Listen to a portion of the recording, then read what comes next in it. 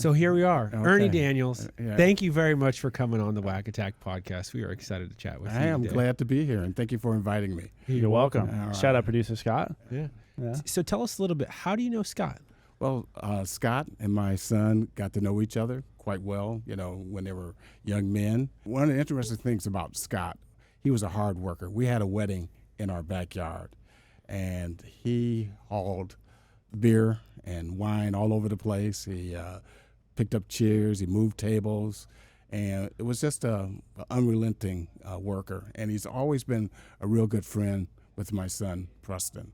And then Scott, I've been following him. He plays golf, I golf, and I find out that now he's showing his son how to play golf, and I showed my son how to play golf. And it's just good to see that my son and his friends have kept contact and that they like each other, and I like people that are active, and I like that Scott loves to play golf, and I like to play golf. And the interesting thing about my golf career is that when my son came along, I sort of stopped golfing a little bit because when you have kids, it kind of gets into your game a little bit. Yep. So what happened? So after the kid thing, after Preston kind of grew up and was in high school, I got back into golf again. And, after I turned 70, was the first time I had 2 hole-in-ones. And so it's just kind of like, you could play golf for 40 years and never get a hole-in-one. I turned 70, I get 2. When you talk about my background and where I came from, I came from a single-parent family.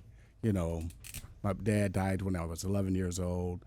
My mom had to provide for 4 kids in the house. And so I kind of one of those kids that grew up in the inner city. Mm-hmm. I grew up in a town that was very segregated, Milwaukee, Wisconsin. I had a chance to live through Jim Crow. My grandfather lived in Arkansas. And a lot of people don't realize about in terms of my generation of dealing with the Jim Crow laws, separate but equal. I think about I was a Cub Scout, a Boy Scout. I was in the church choir, and then I was in the Marine Corps. And all those places is that you got to have honesty. You got to be sharp. You got to look good. And it's all about sharing the responsibility with others, being a team member, that the whole is more important than you. Mm-hmm. And, having those things growing up has really helped me in my life, especially the black church. Growing up in Milwaukee, Wisconsin, the church I went to was the largest African-American church in Wisconsin. And all the mentors that I had there, every black man I knew had a job. Every black man was a responsible person in their community because it was so segregated in Milwaukee. The thing that I learned is that when I was in school, I would get frustrated, and the teacher says, "Hey, the book doesn't know what color you are. The notes don't know what color you are. You just study until you learn it, and it doesn't care if you're black or white. You need to know this." And so that was sort of the foundation of my whole educational experience growing up, is that I had all these powerful black men growing up. And then my high school football team, I had a black head coach. I had the black quarterback, the black center. And these were positions that apparently African Americans shouldn't be able to play back in the 50s and 60s. Yep. And so I never knew that I could not do anything. And the same thing I learned going down to my grandfather's farm in Arkansas is that, we were eating organically. I didn't know it at the time, but it's kind of like he would pull cucumbers out of the dirt, wipe them off with his hand, and just start eating it. And I would, as a young kid, I'm going, oh my God, how can you do that? If it wasn't out of a can or coming out of the refrigerator, how could you eat it? 50s and 60s, I was born in really. I was born in 1950, and the civil rights legislation wasn't passed until 1964. And so I'm 14 years old before. You're old enough to remember it. No, I lived it. Yeah. I'm saying I lived it. It's that it's like when we would get on the train from Milwaukee, Wisconsin, and we would transfer in St. Louis, Missouri, and then we got on a segregated train down to Little Rock, Arkansas. And we get off the train, and there's, drinking fountains and bathrooms that were separated because of the race, the color of your skin. And so, I'm just saying, so I've lived a little, based on that. And I have a little life experience about, my journey, which is really the all-American journey. When I get down to the end of it, if you follow my life as you go through, it's just the American, it's the American dream. One of the questions we had was the FBI. Did you just do a training at Quantico, or were what you you actually do, an what they agent? do with managers, with each police department around the country, they go to the FBI Academy for about 14 weeks. And it's just mainly to get to know each other, network, learn about the FBI way. What it does, it also allows the FBI to have a local contact, because when it comes to boots on the ground, the people that know your city are the officers that are working there. Yes. If you're an FBI agent in Washington, D.C., you don't know anything about Sacramento or Chicago unless you're from there originally, and most of the agents aren't. And believe it or not, a lot of FBI agents are accountants because of the white-collar crime type things. And so, when they have their homicide investigators, they send them to New York and Chicago and L.A. so that they can learn how to do homicides, because you don't get that same quantity of homicides, in the federal level. I mean, you get it when they do get it at the federal level, It's quite severe. Quite severe. So let's circle back a little bit here. Okay. You said you came from this area in Milwaukee, and you said your football coach and the center and the quarterback were all black in the 50s. I think about, because remember, we're young bucks. We have no Right. perspective of this. We grew up in California. Right. Remember the Titans. Yes. Yeah. I mean, was it kind of similar? No. No? No. We weren't. There were no white kids on our team. Okay. I went to from the time I was in kindergarten until I graduated from high school, I was in a segregated part of our community. It was all black. So the thing about growing up, my community was all black. My church was black. My high school was black. Junior high, half of my teachers were black because they couldn't get jobs outside of the inner city of Milwaukee. And so that's the reason why, not that they were not qualified, it's just that that's the way that the city was set up. It wasn't a good thing or a bad thing. That's just the way it was back there in the 50s and 60s. And now that was Jim Crow era? That was the Jim Crow era. And it's just the way it was. And that's till the civil rights legislation passed. Without getting real deep, they had red line districts where, if you were black, you couldn't move there, or you couldn't get a loan to move in those neighborhoods. And then if you were able to move in those neighborhoods, because there were lawyers, doctors, and teachers, but because of that, they were able to mentor us. And I got that quality of having those type of people in my community.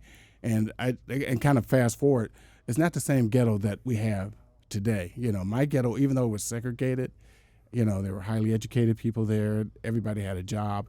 And that's one of the good things about Milwaukee back in the 40s and 50s and 60s is that they had jobs there. They had Evinrude Motors, Rambler. They had Master Lock. They had all the, Blatt Slits, Miller Beer. If you had a good back, you could have a job. But all those things are gone now, and so that inner city has changed from the one that I grew up in. So two things there. One, for folks who aren't aware of what redlining is, can you explain that to them? Basically, redlining is it's just that they would the banks would draw lines around certain areas, and they would not give loans, or if you didn't qualify for if you did qualify for a loan, they wouldn't allow it in certain areas. And so they would basically draw a red line where it was okay for black people to buy. But if you went outside that area, the loan would become more difficult. You may not qualify.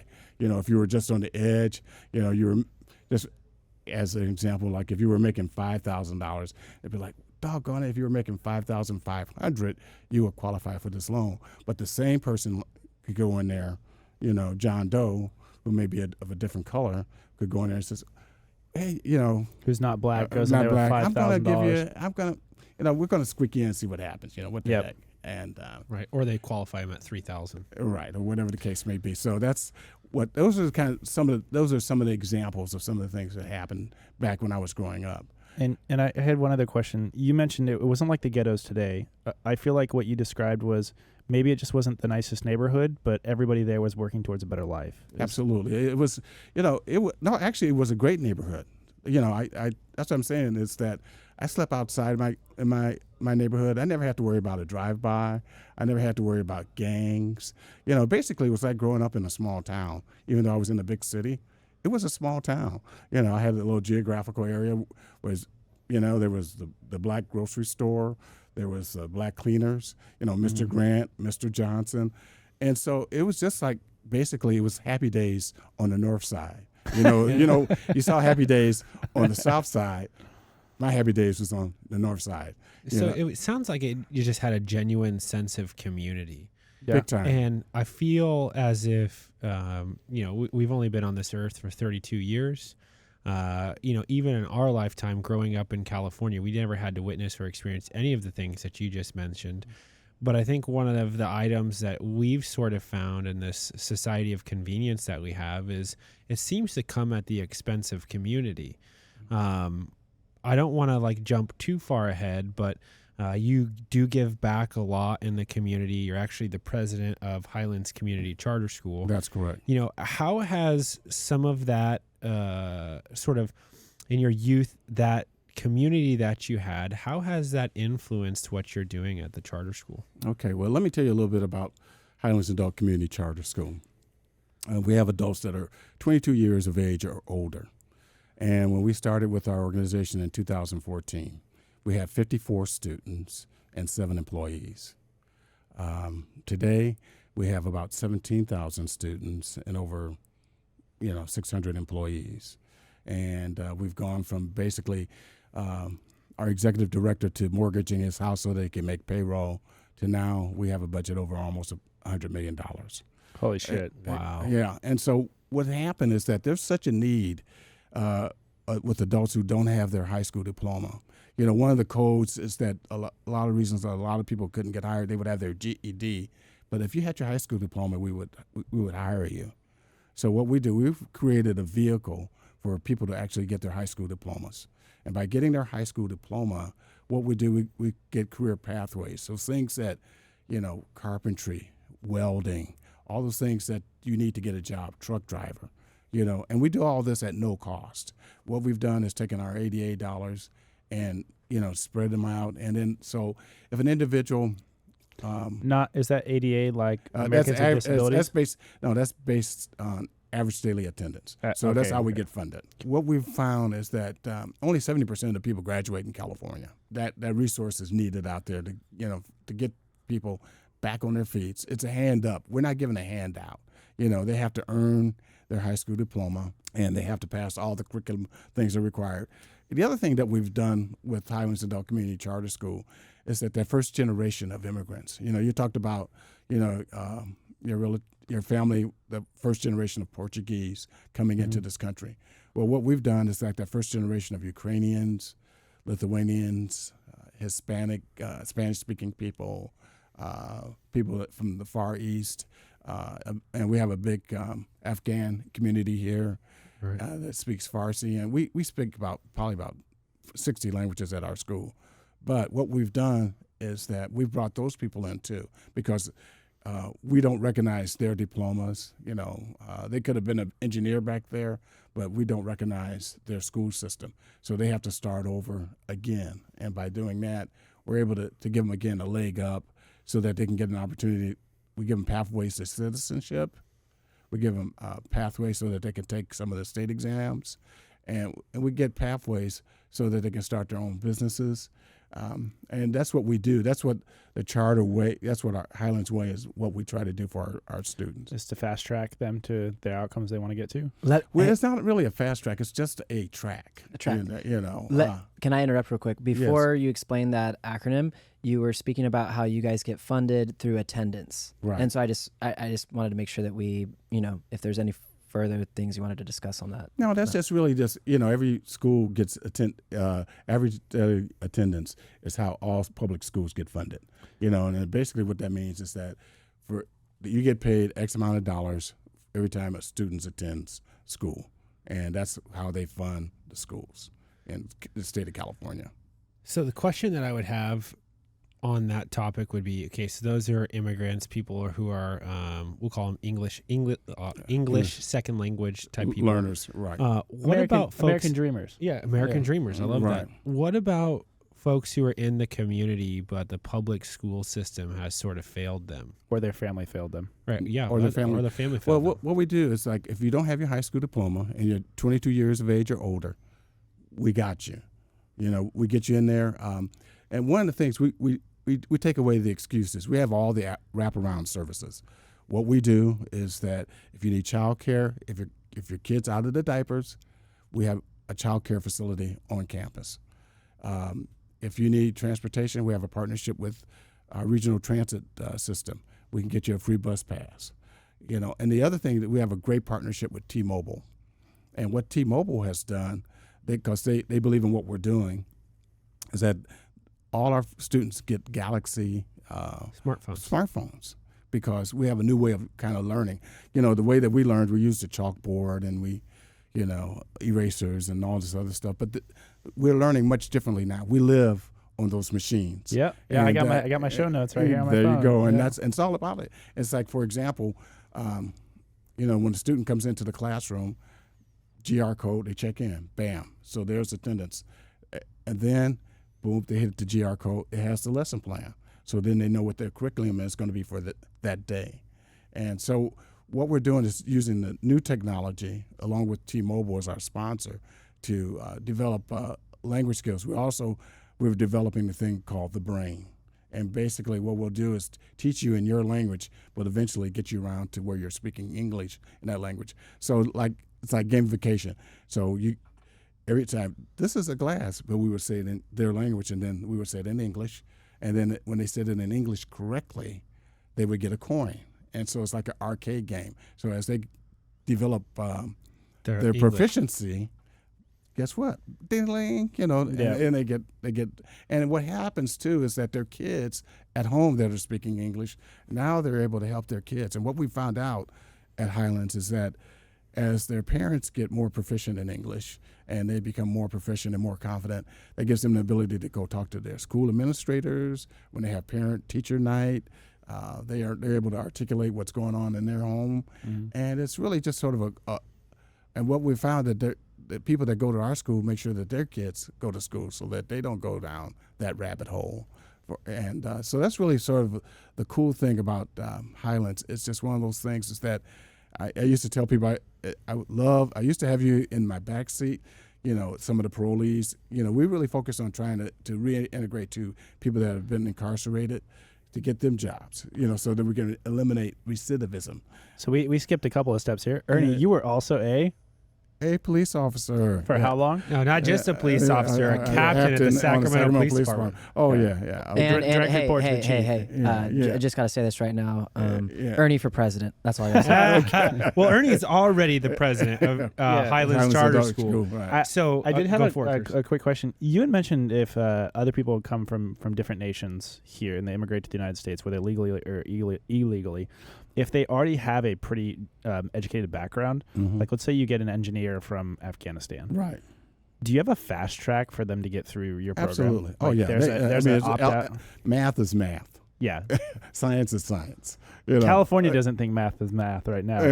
But math is math. Yeah. I mean, you know. Yeah. And so that's really the things that they're proficient in. We'll have them take an exam, and we'll find out where they're at, and we teach them where they're at.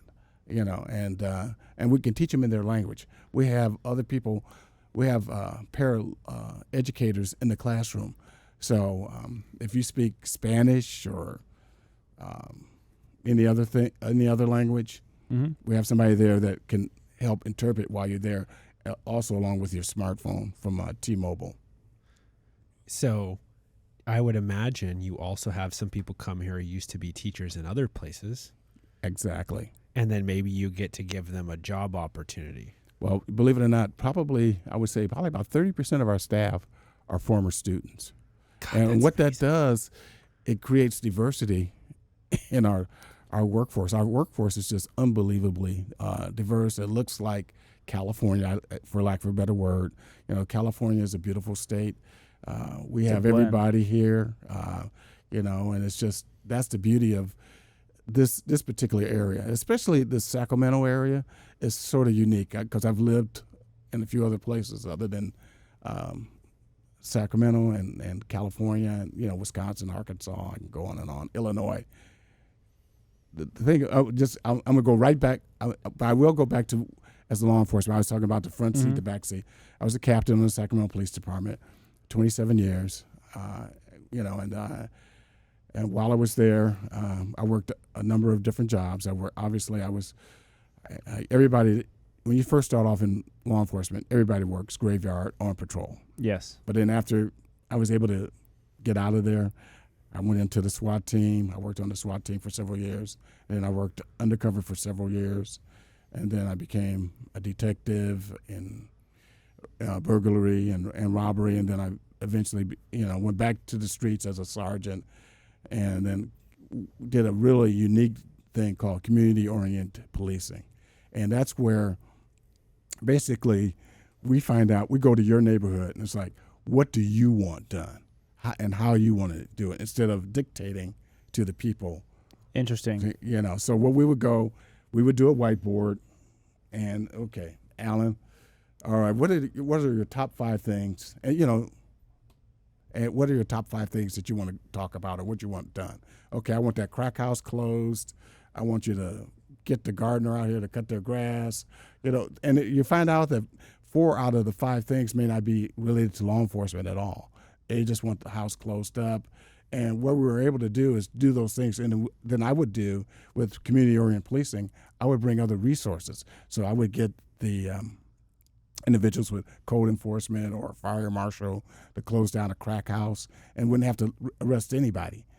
And then, basically then they would go someplace else, but eventually they wouldn't have a whole, they wouldn't have that spot that they were comfortable with. And the more that we had those places where they were not comfortable at, it became easier to arrest them because then they were fish out of water. So right. This was in Sacramento. Yeah, absolutely. And at what time period was this? This was in the late 80s and early 90s.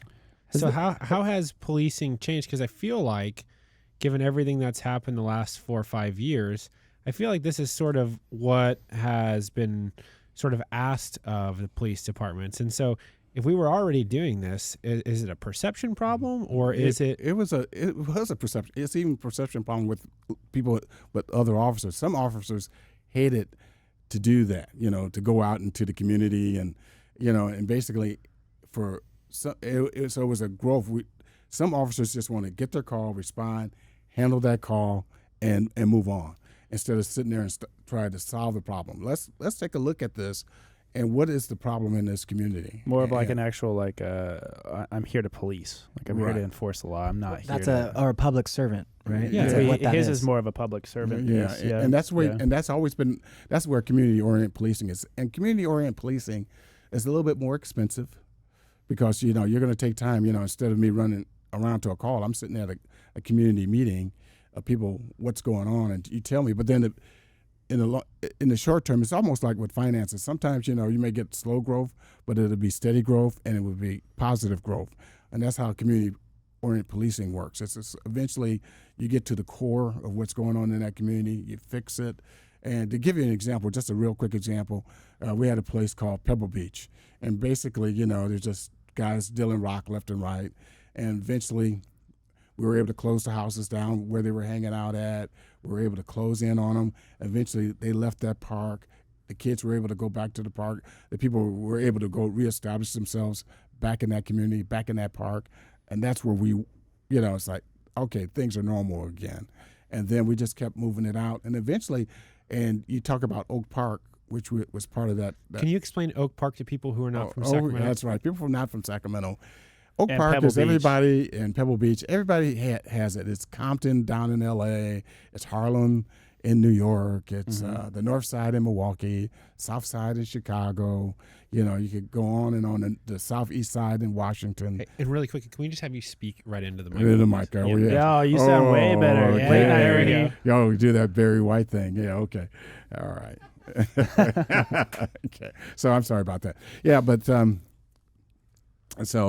anyway, that's kind of when I talk about Oak Park, that's what I'm saying in the early days.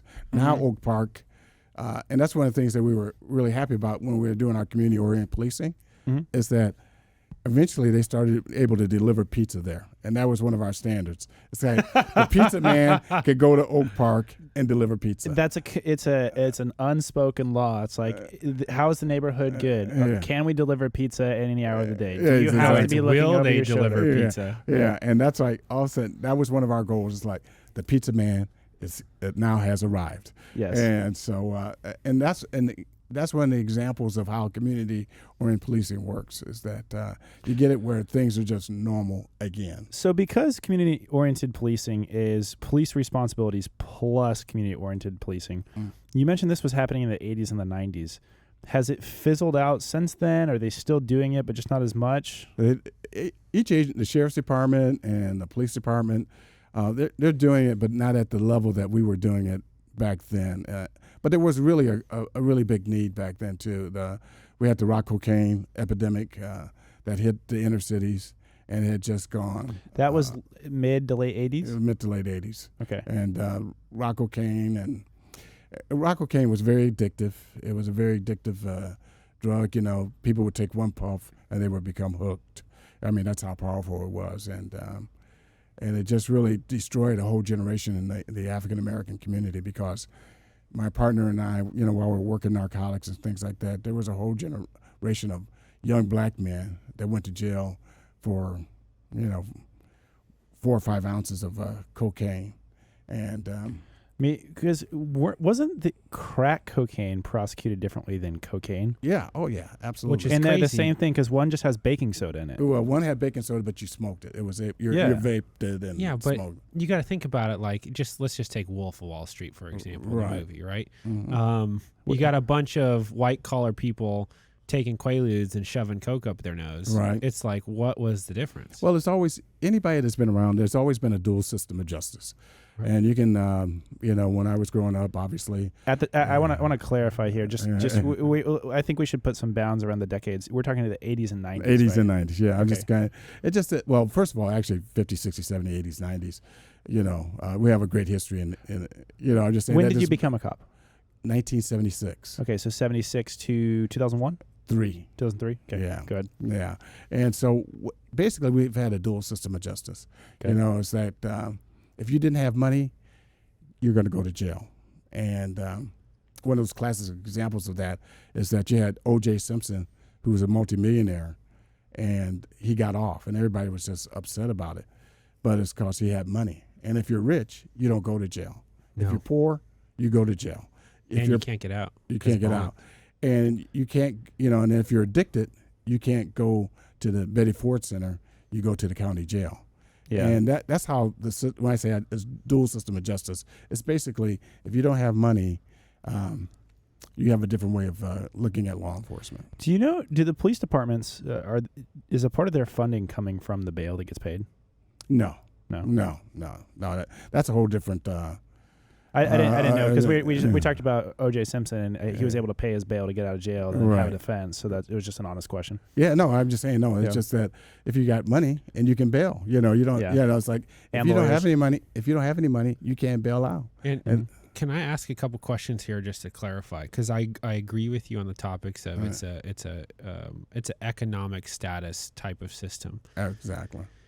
When you say you have money, it's not that you can bribe people or you can get off, or maybe you could, but I think the moral of it is, I think actually the question I want to ask is, when you have money, it seems like you're able to get the resources to interpret the process. And would it, in your opinion, be that if the process is not followed, you're basically able to get off the hook?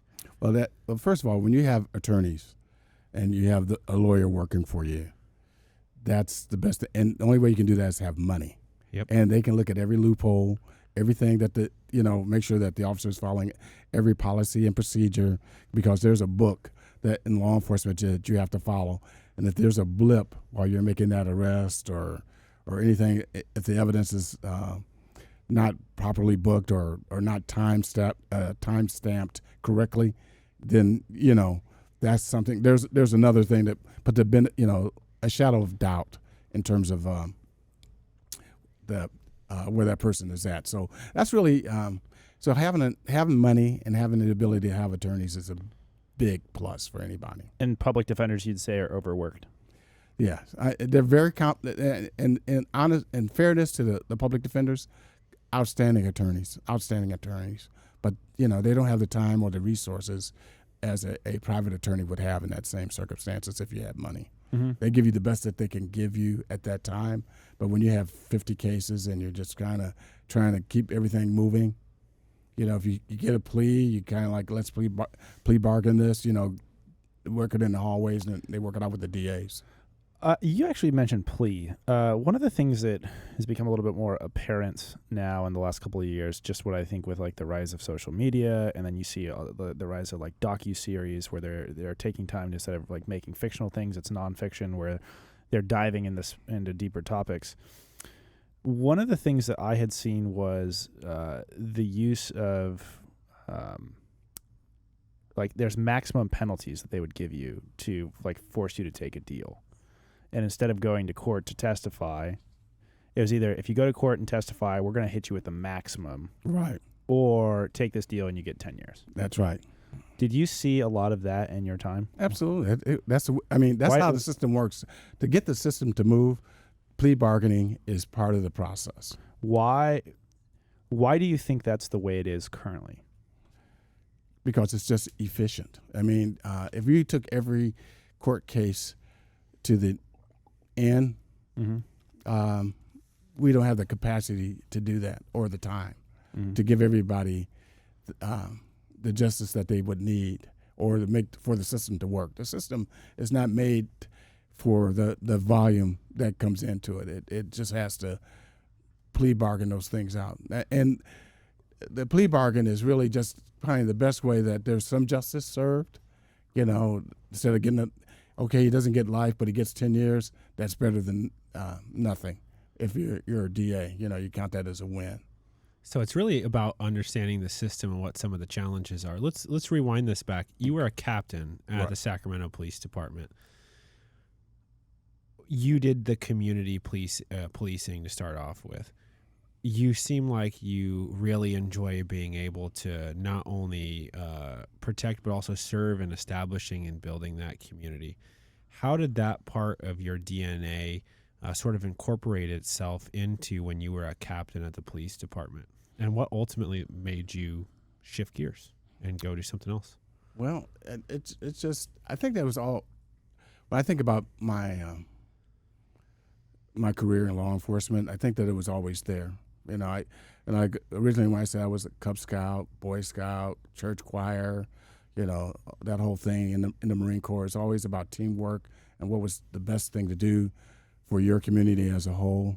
And these neighborhoods that I worked in, they were my communities. I looked at some of those kids that were there. I looked at some of the people who were there. They looked like people in some of my old neighborhoods that I grew up in. And so that empathy and that care was always there, and it was real natural for me to care about the people that I was working with. I was never afraid in any of these neighborhoods in which I worked in. I was always confident. So it felt like it wasn't a foreign place to you. Never. You kind of knew what was around the corner. Right. And what's the other thing that I really like about it too, more than anything else, is that I really my mom, even though I grew up in a segregated environment, my mom made me sure that I understood that bears are bears, and that was her way of doing it. She says there's a white bear, there's a brown bear, there's a black bear, it's a bear, and that's how we looked at people in my family. In terms of my family's, even though bears are vicious. Yeah. Yeah, especially the females. No, okay, cut that. Only have to have kids. Mama bear. On this topic, you had mentioned at the very beginning of the podcast, you talked about powerful black men in your community. Right. When you were doing the community outreach programs and you were seeing the young black men, I'm assuming that there was a lack of the power. Was there a lack of powerful black men around them at the time, or was it the drugs that were causing the issues for them? I think it was the drugs in our community that just really destroyed a generation. So destroyed a generation, and now the kids that are potentially our age, those were their fathers that were now in jail, and then they're growing up without fathers. Right. But then, what we've found is that there's hope. That those kids have said that was not cool. I think that generation, I don't know if you want to call it Generation X or the millennial. I believe it was Gen X because we're technically the end of millennials, but we're in 91. 91. So, I'm just saying that. So what's happening is that those young people and their dads are coming out and saying, you don't want that life. You don't want to live that life. And that's one of the beauties of our charter school. I'm circling back to Highlands Adult Community Charter School. Part of our original focus was on parolees to get them out, break that cycle, get back. And we have stories. You can go on our webpage. I don't have the... Just say the domain. Just Highlands Adult Community Charter School. .com? .org. .org. And you hit that, and they can look into some of the stories, and you'll have truck drivers that were parolees. You have moms that were living on the street, and single moms. And we have tons of testimonials that people can pull up and take a look at and really be overwhelmed with their accomplishments. And that's what really keeps us going, being the corporate president and sitting on the board. It's just those stories just overwhelm you each time you hear them, because it's, again, we're giving a hand up and not a hand out. And that's what I like about it. I wrote that down right here. Hand up, not out. That is one of the best things that I've heard in relation to help, because you look at, for example, the American way of just throwing money at problems. Mm-hmm. Unless you have what military reference, boots on the ground, right, or people there sort of governing the distribution of that. I don't really think you can make a positive impact. I think we're seeing that right now with Ukraine, but that's an entirely different subject. Right. I want to touch. When did you start at the charter school? Charter school. I started in, I want to say 17, 18, right in there. Okay, so your golf game was real sharp from 2003 to 2017. Exactly, yeah. All right. So that was my next question. What did you do between 2003 and 2017? Okay, basically 2003. Well, my wife and I, we opened up a physical therapy clinic, Ernie Daniels Physical Therapy. And we had the clinic open for about 12 years. My wife is a physical therapist, and I became her boy Friday. So I did everything in the office from bill collecting to janitorial work. So it was a mom and pop operation. We had very good cash flow. We made a very good living at it. But then there came a point where we had to take care of our parents. And so that's the reason why we had to close down the business. It's because we had to take care of, our elderly parents. They were in their 90s, and they had, got to that point where they needed help. But, and that's where, working in the private sector, I've worked in the public sector and the private sector. And by working in that private sector, it allowed me to know about cash in and cash out. It's like if you don't have any cash coming in, you can't give it out. And so keeping the books balanced, keeping a healthy balance in your account, for rainy day. And I learned that from her, my wife's father, Eustachio Mario Pallini, was my wife's Italian. He was Italian, and he was and his story is very interesting. His story is very interesting too, because he was the first. His father was a shoemaker, and when his father migrated to Chicago, that shoemaker's son became an engineer for McDonnell Douglas to help put people on the moon. He worked on the Mercury project, the Apollo project, as an aeronautical engineer. So, that great American story. And that is fantastic. Yeah. So, and that's what I love about this country, is that we do provide opportunities for everybody. And that's circling back to Highlands. And that's some of the same things that we're doing in terms of that hand up. But Ernie, you were saying that your father-in-law, he taught you about the money in, money out. Cash in, cash out. Which you took that into our business. Yes. Yeah, and he kept our books. As a matter of fact, he kept our books up until he was 91 years old. Stellar. And it was just unbelievable. And this Was he old school spreadsheets or new school spreadsheets? Old school. He hated the computers. He did everything by hand. He had his old calculator with the T tables and the sheets, and then just and he worked. I mean, well, he said, "Hey, I put people on the moon with the square here, the slide rule." Right. He says, "I'm not trusting these computers." So he was that guy. As a matter of fact, Wells Fargo was off 1 penny. And he said, "Hey, you guys made a mistake, ... And he made them correct it. And he had to go back and fix the system. A penny. A penny. So that's how exact he was. That's the guy I wanted to put you on the moon. That's the guy you need to put you on the moon. Irrespective of the tool and his mechanism and mode of operation, having somebody like that who is that meticulous, you just want those people around you because you don't realize it, but they offer a level of protection for you from the skill set they have. Today, we like that person. I like that asshole with the money because they keep you straight. And that's the most important thing. You talk about business. I mean, that loops into what, you guys are talking about. Fiscal responsibility. Fiscal responsibility. Have that rainy day money, save and for the rainy day. And that's so important. And you have to have it. And try to,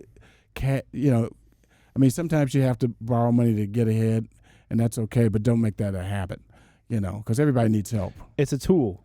That's all it is. Use it as a tool, but it's a backup. That's all it is. To start our business, we had to get a loan for $40,000, from our bank to kickstart our physical therapy business.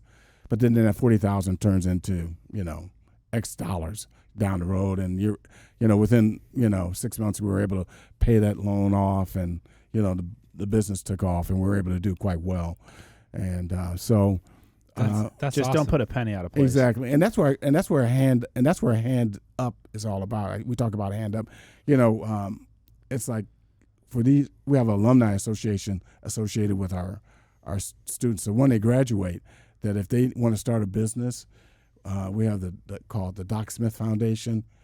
They can get a little loan to help them out to get started because they don't have the rich uncle or a parent or a grandfather and pull out the checkbook for them.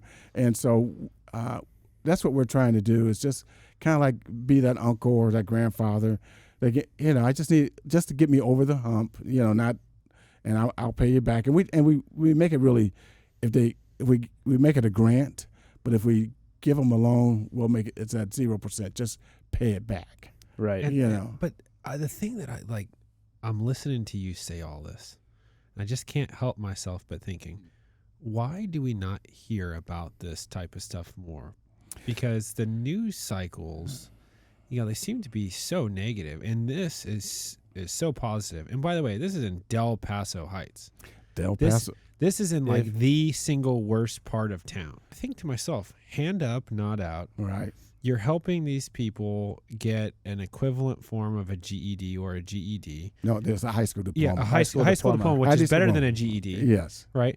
Then you have a program where it's not necessarily a loan, but it's a repayment of a grant, so to speak. Right. How it's structured, to help them start a business. And I think to myself, why is this not discussed more? Why do people not know that they don't have these options? Because you could screw your life up at 18 years old because you have no clue what you're doing. I didn't know what I was doing when I was 18 years old. Mm-hmm. But like you said, we were surrounded by people who were able to sort of keep us in check. Right. Right? Mm-hmm. And if you didn't have those people in your community that were helping keep you in check, and you did a couple things from 18 to 20, 21 years old, and maybe you started at a deficit now. Right. I feel like I would feel trapped if I was in that situation. And so, it's really nice to hear about this. And also it makes you kind of want to be like, okay, so how do I maybe help, or how do you guys start to get the community more aware and involved in this? Well, what we do, we have a radio station every Thursday. It's we talk about Highlands as K97.5, KDE. It's not a real powerful station, but it's every Thursday. We're very Instagram. We're on Instagram. We're on Facebook. You go to our website, you'll see all that stuff.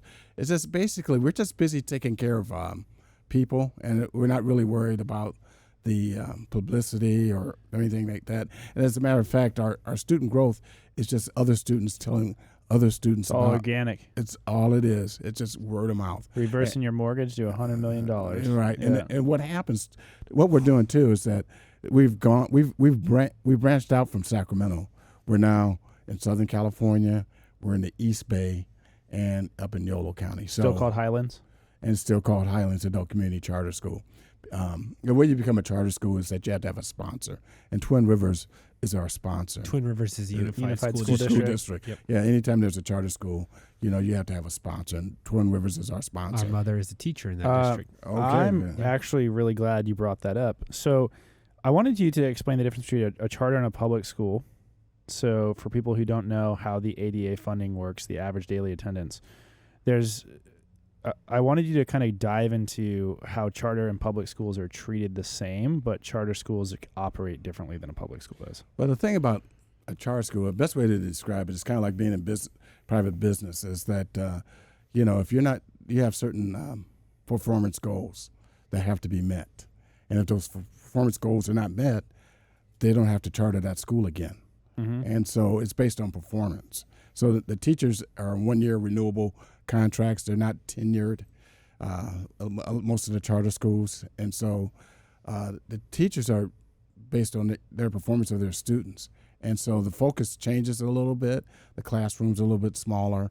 But the charter schools have to take all the same students that every public school has to take, but they have an X amount of number, that they can go Wait, there. so you're telling me we already have a solution to fix the school system and nobody's using it? So I'm not going to mess around with those unions. I'm really glad you said unions, because I actually,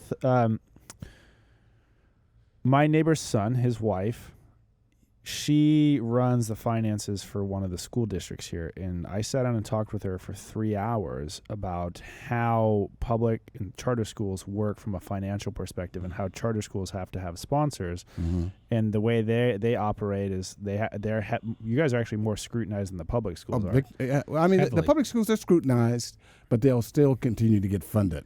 But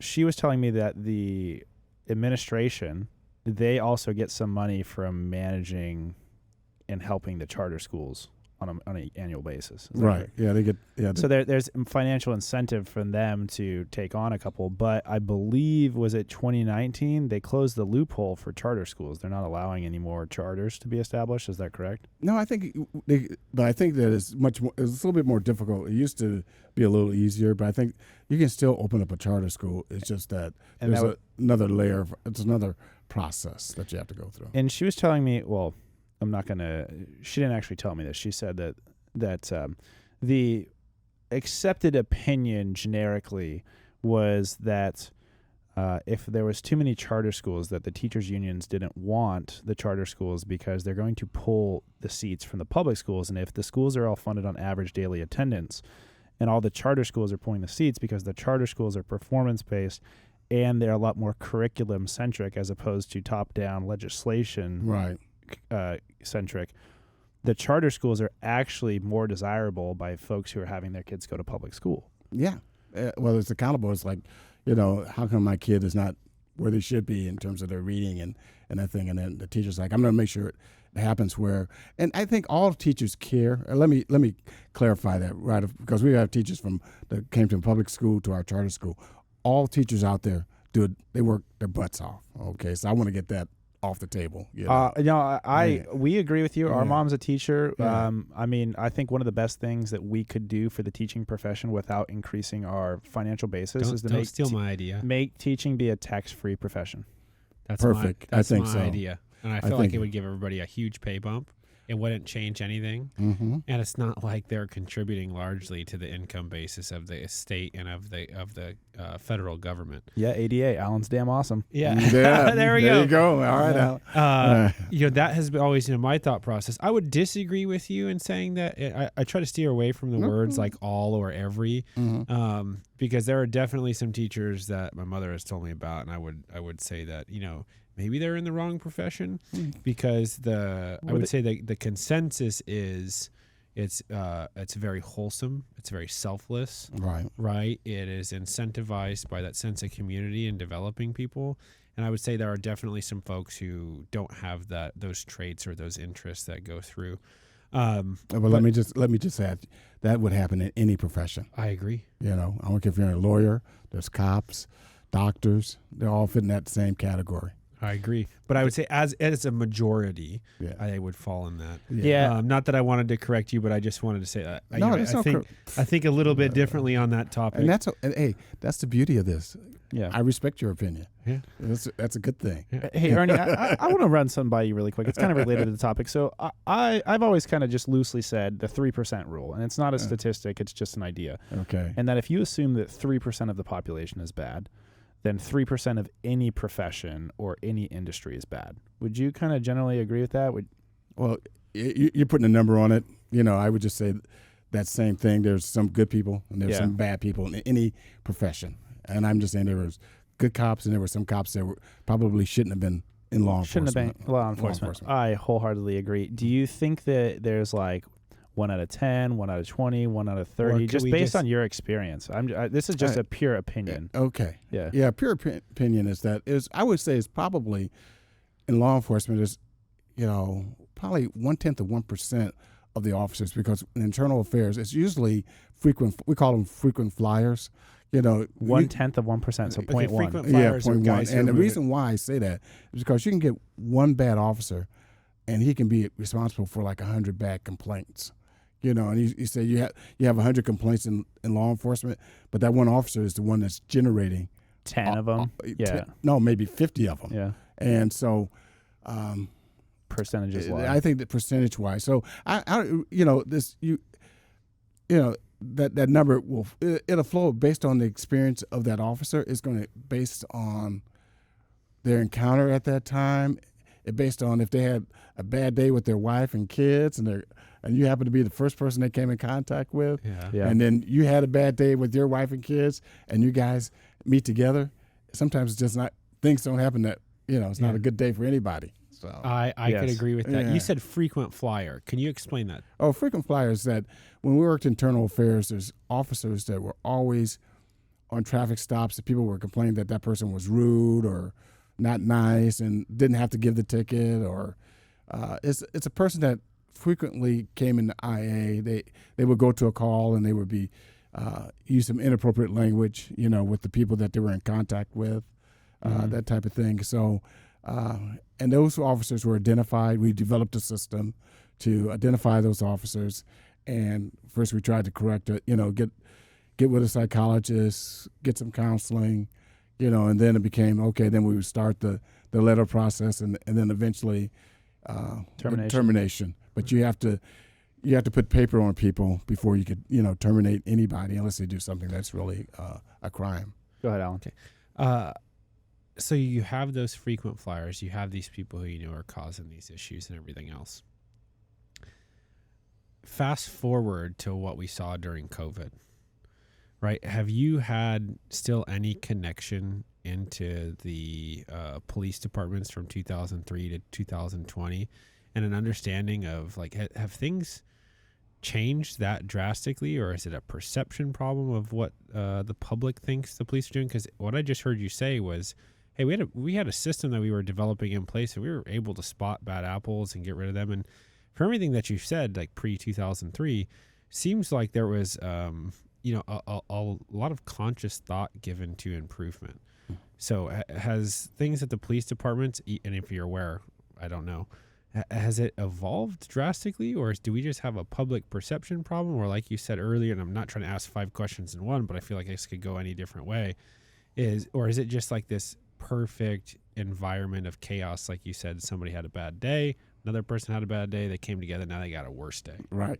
Well, the thing about it, I tell you, the thing that probably changed law enforcement more than anything was video. Yep. The video. I mean, I was that generation where Rodney King, Rodney King riots, where Rodney King was just mercifully just batoned to death by LAPD. And it was wicked, and it was just kind of like, and the young man that took the video wanted to give it to the chief or to the captain at that station, and he thought, kid, get out of here. So he gave it to the news person, and that got out. So video has changed law enforcement immensely because some of those things happened and Nobody saw it, so it didn't happen, or they didn't write it down, and so it didn't happen. And so video has changed. It's been a game changer for law enforcement. And so now, and even in our community, when the young man with the cell phone was shot, but if you walk through those steps that the officers were going through, and you were not in law enforcement, it was a scary situation. I had my wife look at the video prior to the shooting itself, and she was like, boy, this is really kind of scary and dangerous. And I'm like, yeah, some of these officers are, they're not from these communities, and it is kind of scary and dangerous. Can you explain the case in Sacramento? Because this did get some federal attention. I forget the gentleman's name. I think it's Clark. Yeah. And, I'm just saying that with him, he was hopping in and out of backyard. Backyard. He was fencing. Stefan Clark. Yeah. And he was basically, running from the officers, and he finally got to his grandmother's backyard, and he held his hand up with a cell phone, and the officers thought it was a gun, and they fired. Yeah. And so that's... It was in the middle of the night, too. In the middle of the night, and the video, and it's graphic, and it's hurtful. My generation of cops, a lot of them, in the early days, you had to live in the city that you worked in. Mm-hmm. And then they broke away from that, But when I got hired... I think that's such a big talking point. You got to live in the city you work in. Yeah, then all of a sudden, you're not going to be, knocking Jane and John Doe around because you might see them in the supermarket. I mean, how many cops are they go and police an area and they go and live in a different area? Oh, no, that's the way it is. And Ernie, you also said that like when you start out, everyone does the graveyard shift. So I was just trying to think those two things. If I was new somewhere, right. And I'm working graveyard, I would be on edge and maybe a little bit more aggressive personally. No, you would I'd be insecure. You'd be insecure, and it takes a little while to get that edge off of you. I really wonder if you're onto something there. If we get back to you must live in the community in which you police, because I feel like you would be much more astute of the area that is around you. Right. 2, you would have an incentive to do things the correct way because there's a direct correlation to you. You're 1 degree away from it. And 3, you live in it. Right. You don't get a shit somewhere or do something great and then step away from it. Right. Okay, but I would argue that it's 2-part. It is. It's 2-part because it's not only would it be idealistic if you live there, but it's also probabilistic that somebody will seek you out, source you out because they don't like that you arrested their cousin. That's also true, right? And for me, that's one of the other issues that I think about here too. Is it would be great to police the community that you live in. But if we implemented something like that, I think we would probably have some issues with actually getting enough staff. Well, I think that was part of the problem. That's the reason why they eliminated that you have to live in the city to be an officer. And the other thing, too, is that you're paying me for a service. Mm-hmm. You pay for me to do law enforcement for 10 hours, not 24 hours a day. Yeah. And so... So with that said, it's like when I get off, I'm off, and when I'm on, I'm on. So that's why that's how the unions worked it out. Is that you don't own me? You own me, from during my shift. But when I get off of my shift, I'm my own person. Mm-hmm. And so that's why that eliminated that. And on the face, having to live in the community that you worked in. Police officers who are younger, they shouldn't. Inherit all of the generational problems that people dislike about police. And I feel like taking your anger out on a 25-year-old cop has got to be one of the dumbest things anyone can do because they've been a cop for maybe 3 or 4 years and they had nothing to do with anything before like 2019. Mm-hmm. Now, I that's one of those things that we talk about a lot, even, just in terms of just life, but that the young officer that's there, what I've found out is that most of the community still respects law enforcement.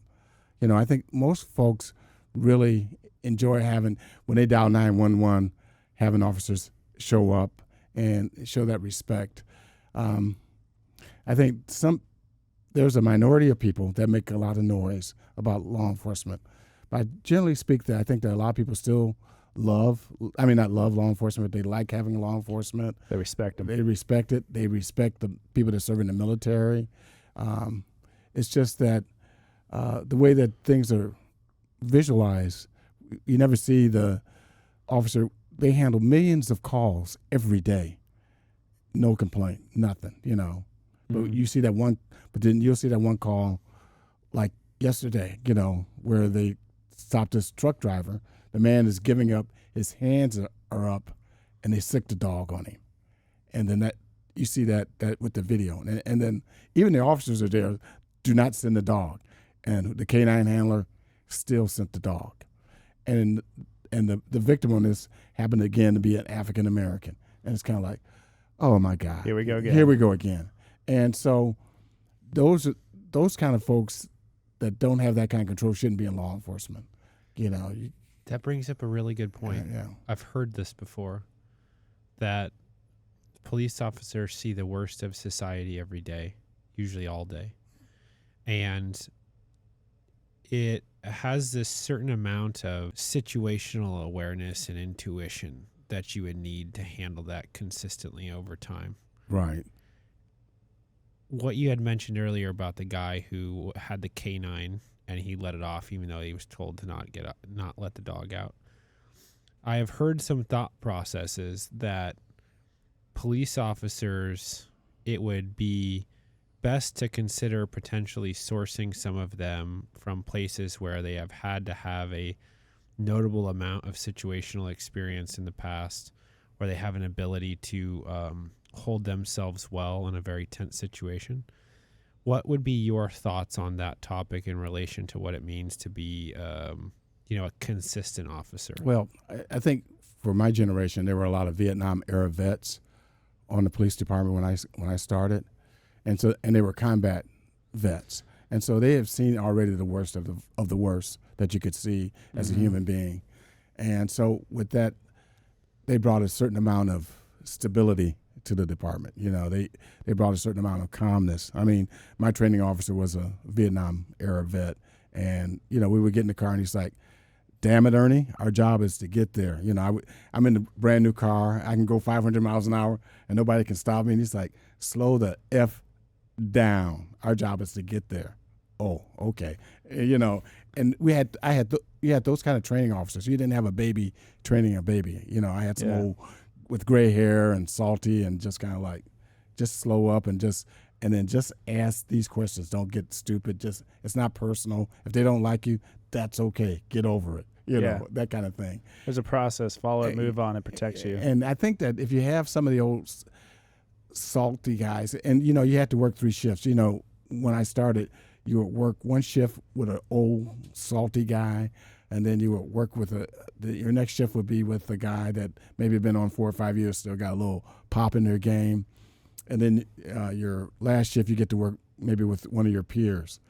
And what you do, you learn how to police from that old guy. You learn how to maybe, operate with the younger guy, and then you go out and do the things. And you would get all those experiences as a young officer, and they're not able to do that much anymore because it's just the way that the technology is. I always worked in a 2-officer car, a 2-man car. We used to call it a 2-man car, but and so it. I never worked alone. My whole career, I never worked and all these guys now, they work by themselves. And so you can imagine you have a big traumatic event. Stuck in your own head. And then you get back into your car and you're looking at your computer screen and you're filing out your report, where if I was working with Alan, I can just say, "Hey man, that was a effed up call. That was this and that," and you could, kind of like let yourself breathe again, and you can do black humor. It's like you could say things that you wouldn't say to Samuel anybody. L. Jackson in there, right? Yeah.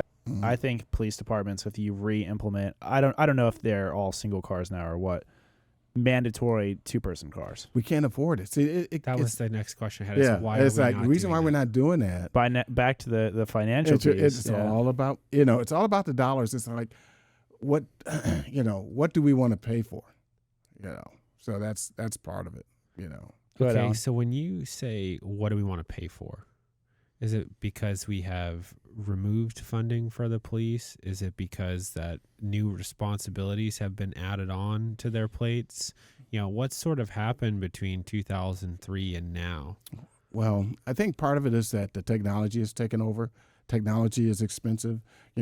Every car now is fitted with a computer, data processing machine, GPS, there's everything else. Every officer's gun, taser. It's a spacecraft. When I came on, it was a radio. Hello, are you there? Okay, good. All right, Martha, I'll talk to you later. And that was it, And you got to call at XYZ. Okay, I'll see you there. Boom.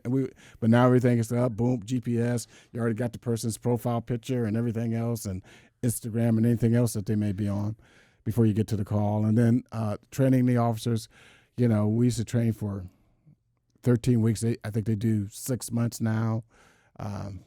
And so basically to put an officer on the street, when I left, it cost $125,000 for an officer. I mean, you do the benefits, the vehicles that they're going to use, and everything else. They basically cost $125,000 a year per officer.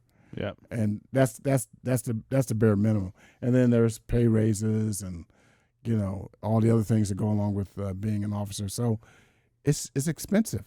And it's not highly political. And with the Sacramento Police Department, you had to have 2 years of college. So and then if you had your BA, you got more money for having your degree and on and on. So it's expensive to have, just to put it on. And I'm using $2003, I'm sure. We're not using 2023. I'm not using $2023. I know it's much more expensive now for just the basic officer to put him on the street. Politically, too, I think that there's a sort of a song and dance that you would have to do to massage budgets and get budget requests approved and everything else. So if you said the finance side, like running your own business, it was all about, money in, money out. Right. How would you guys at the time go about getting more resources? Because what I think about is policing can be very good. My point is, it seems like it would be a good idea to get more resources with accountability into policing, because it's not just about getting people off the street who are doing bad things. It's also about establishing ties with the community.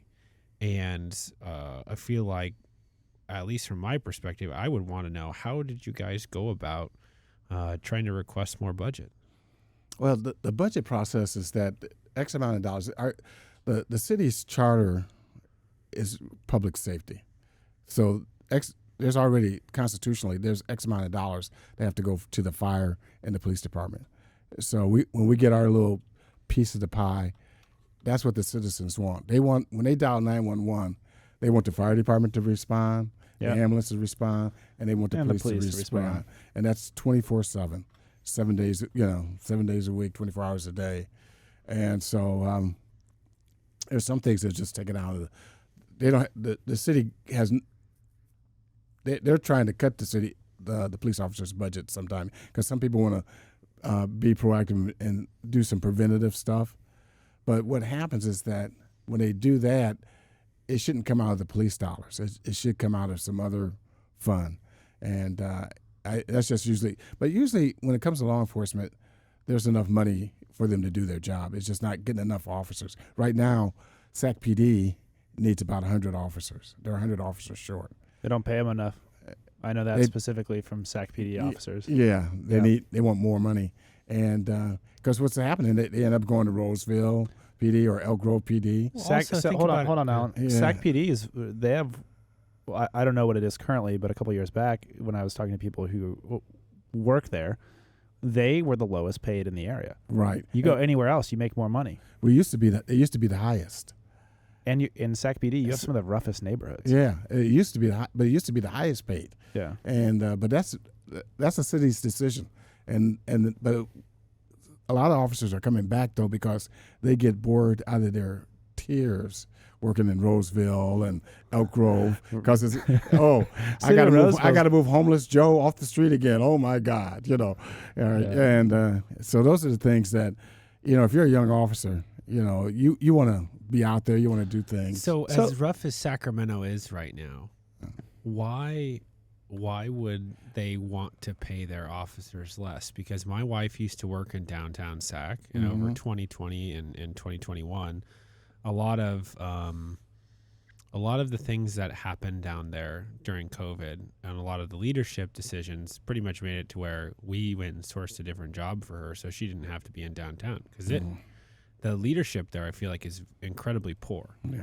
But it's a beautiful area. We used to grow up going to downtown Sacramento all the time, and I don't know if I'm not educated enough or I'm not aware enough of how the system works. I don't understand why they would pay their people the least in the area. If just a couple decades back, they were the highest paid. Well, I think what happens though, it goes in cycles in terms of contracts.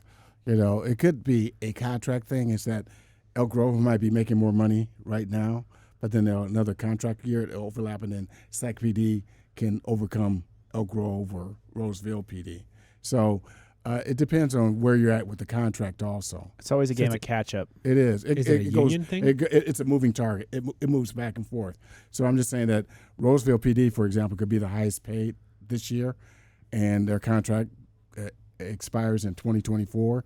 And then Sac PD is doing their budget this year. It can surpass where Roseville PD is at with their new contract. And when you say contract, is that between the police department and the union? And the union, what they do, they every year or every 2 years they get they go for contract negotiations, just like an NBA player, and say, okay, we do X, Y, and Z. We should be paid this much. The sheriff's department is getting this, Roseville is getting this, Elk Grove's getting this. We should get this, and 5% here, 2% there, 3%, however long the contract is.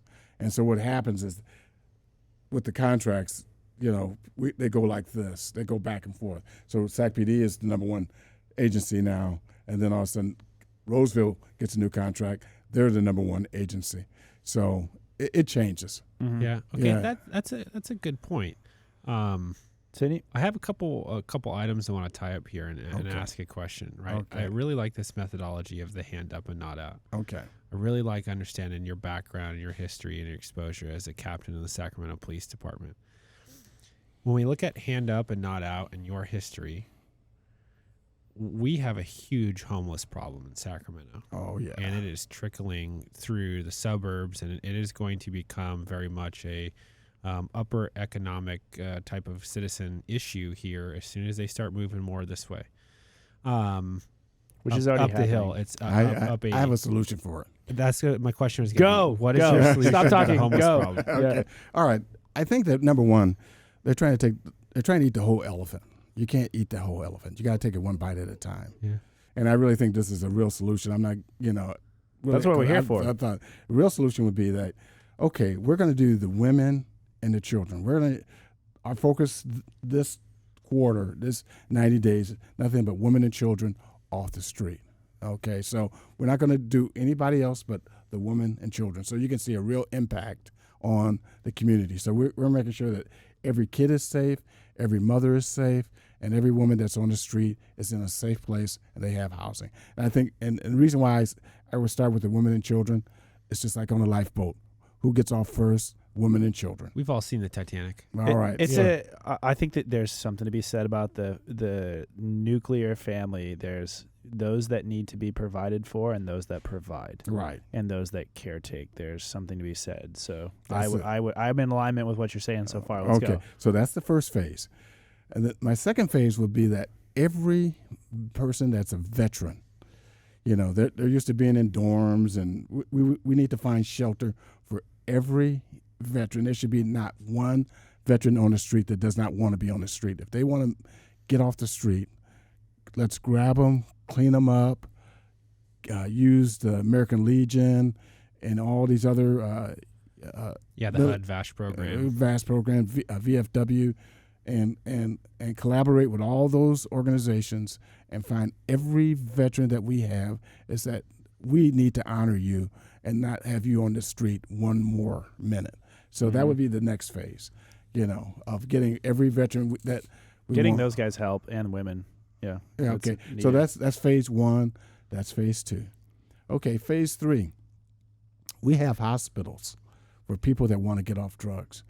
What happens is that we want to open up every hospital. If you have an addiction problem, no questions asked. You can come in here for the next 120 days, get sober, and get clean. No questions asked. We're just you come here and house you. And, what we would do is we would break that cycle of, of being homeless on the street, stealing, and everything else. That would be the impact. So everybody that's addicted or whatever else, we're gonna help you. No questions asked. That's phase 3.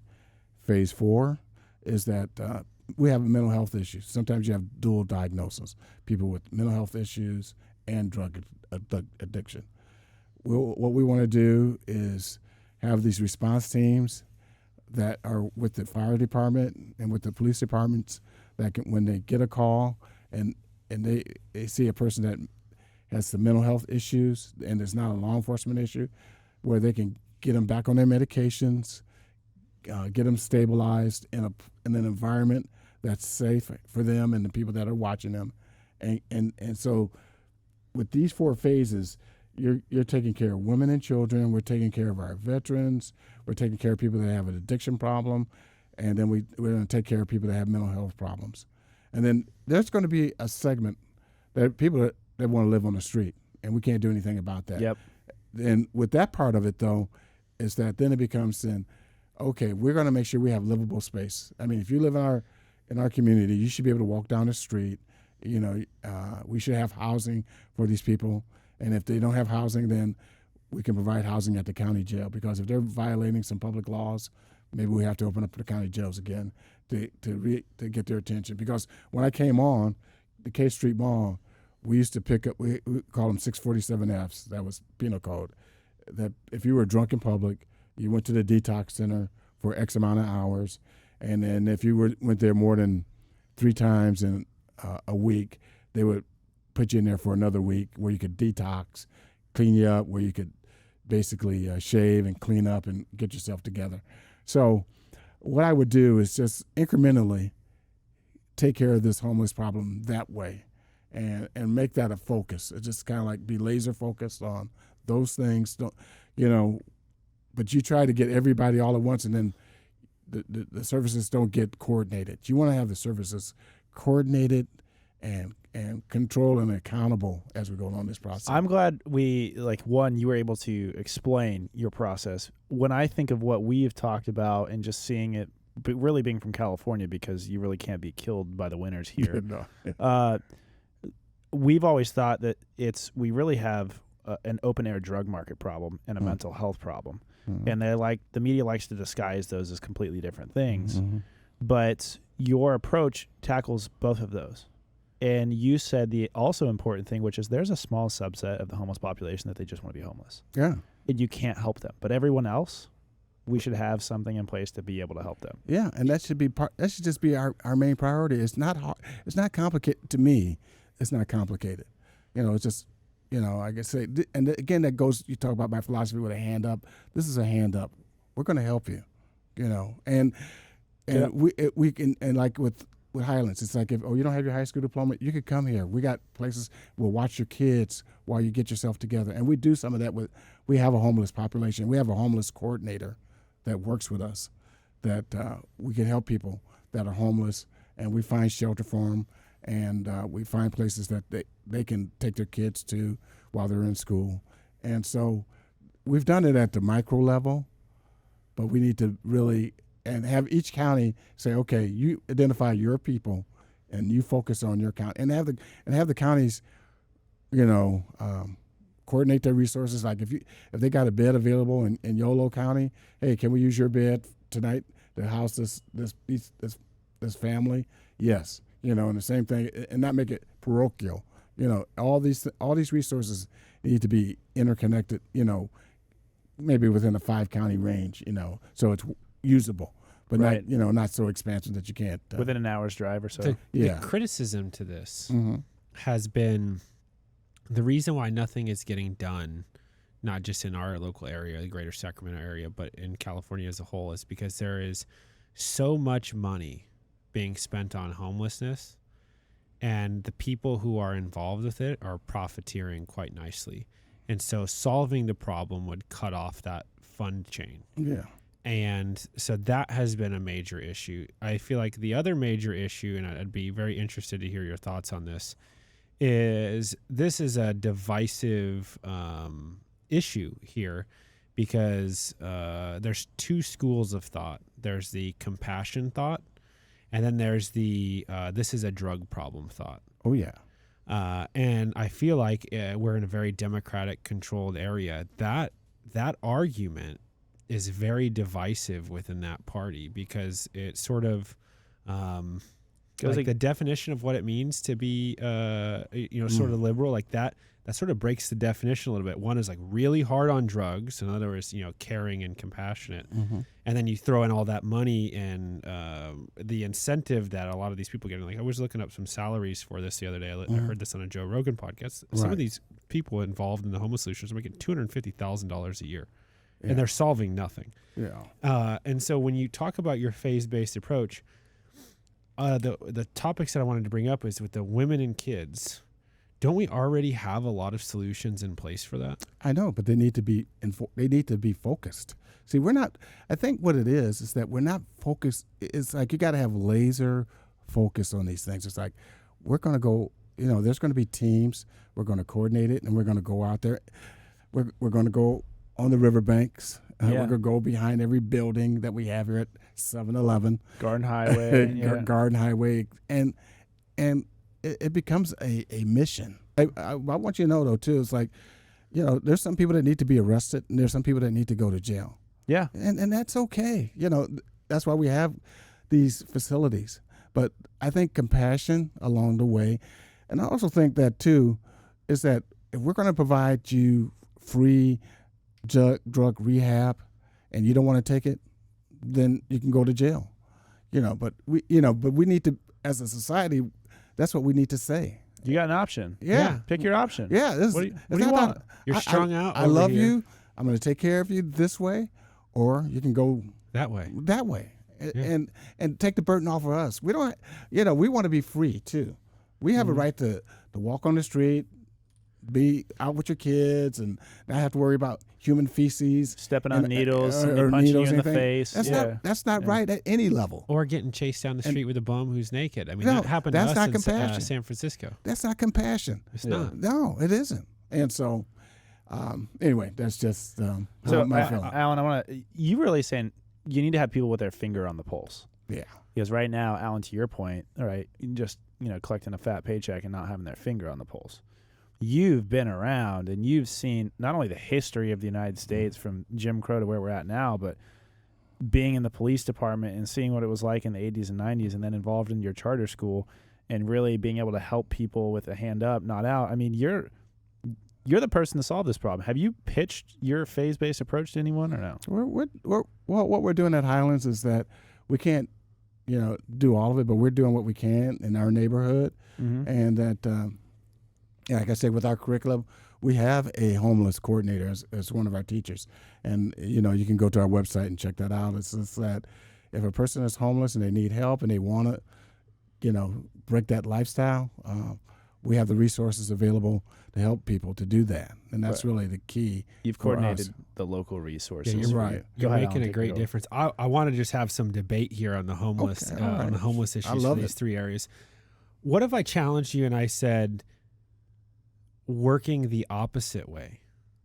Okay.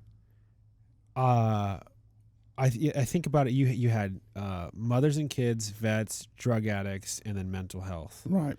Okay, but it seems like in the order of nuisance to society, that's actually the least of a nuisance to the most of a nuisance. And then you talk about public opinion and public support and getting funds and people motivated to do this. It seems like it's a balancing act of managing many different parties and perceptions. So what would be your thought if I said, what if you focused on drug addicts first? Or what if you focused on the people who are the most of a nuisance? What would be your take on that, of saying you could get the most amount of support the quickest if you started with just one of those groups? and this is my response to you would be that when you start a project, you start with a foundation, and you want to start with the easiest part. When you started learning math, you did adding and subtracting. Right. You did the easy things first. Okay, I got this foundation. I know I can do that. Okay, now I'm moving up to my multiplications table.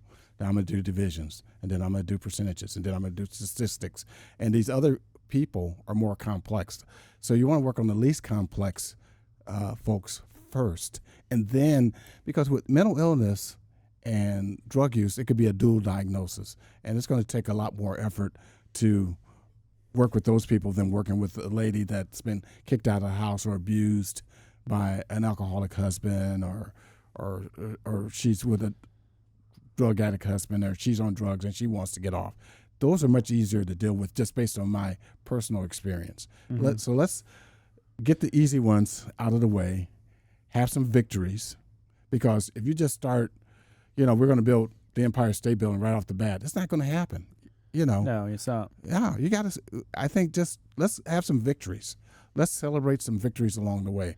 Okay, got that one. Bam. Good. I saw what you said in a slightly different, under a slightly different lens. I saw it as you had mentioned. There's some people that don't want to be helped. Right. I thought the order in which you put those populations, what made it the most likely for you to help everyone, to the least likely for you to be able to help everyone. That's right. And that meant that you were able to touch the most people the quickest. Mm-hmm. Ernie for president.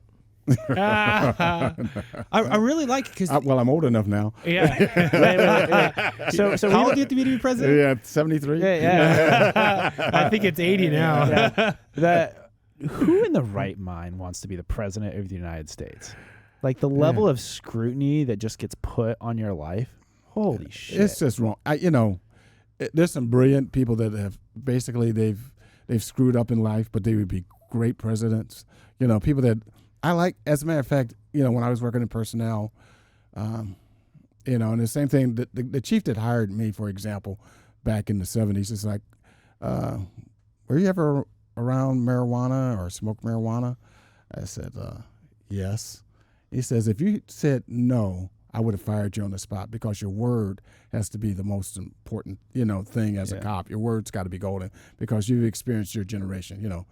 It wasn't a party that I didn't go to back in the 70s where you were 20 and it was 1970. Right, yeah. You're like, it was happening. Yeah. So, so you just, so I think that, just kind of thinking about this whole thing, it's just that you just got to have some common sense about it. You just got to understand it and just go with it. It's not that sometimes we make things more difficult than they need to be, and I think it's just sometimes things are just in plain sight.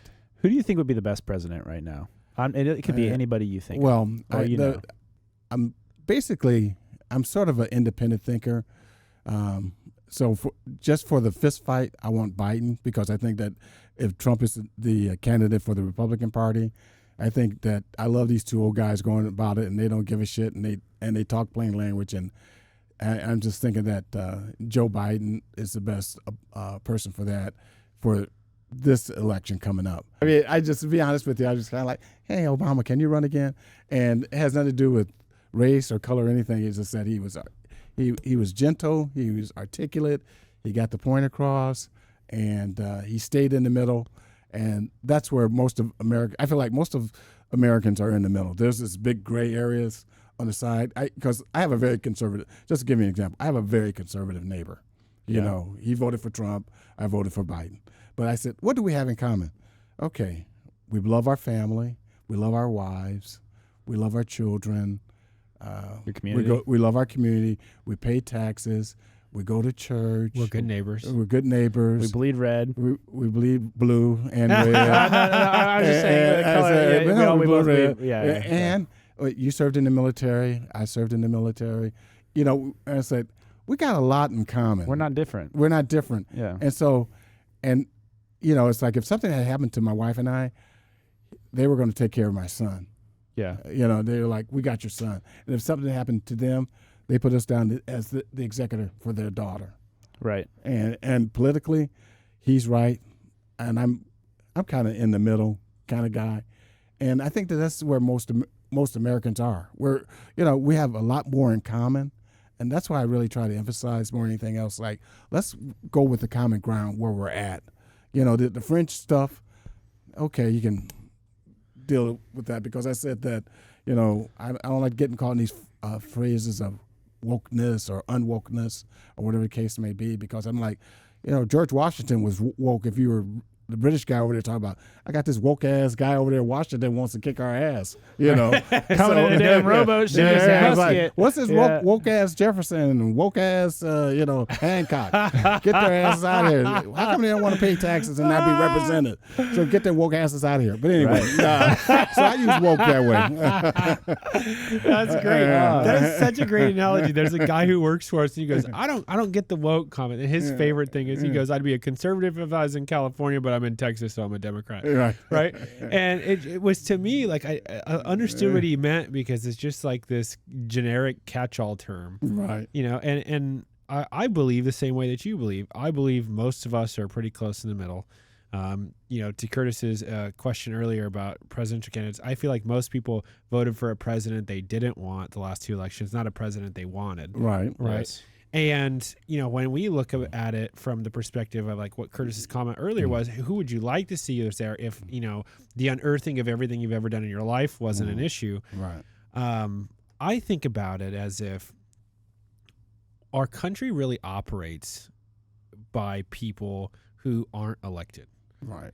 And, you know, the president is really just a figurehead. And so you have to really know how Washington works to really make something happen. And Washington is all about leverage. And if you don't know how all the federal agencies work, if you don't know how funding works, if you don't know the relationships that they have with the private sectors, the military industrial complex, it is a game of stepping on a lesser landmine. Yes. It is not. It's a game of the least worst option. And it's a game of not stepping on a landmine that is bigger than another one that you could have stepped on, which is smaller. Right. To know how to play the game, you must know which trade-offs to make. Right. And so the people who come to mind that I've listened to answer Curtis's questions, I really liked listening to Tulsi Gabbard. Okay. And she was a ex-military. She was a Congress lady from Hawaii.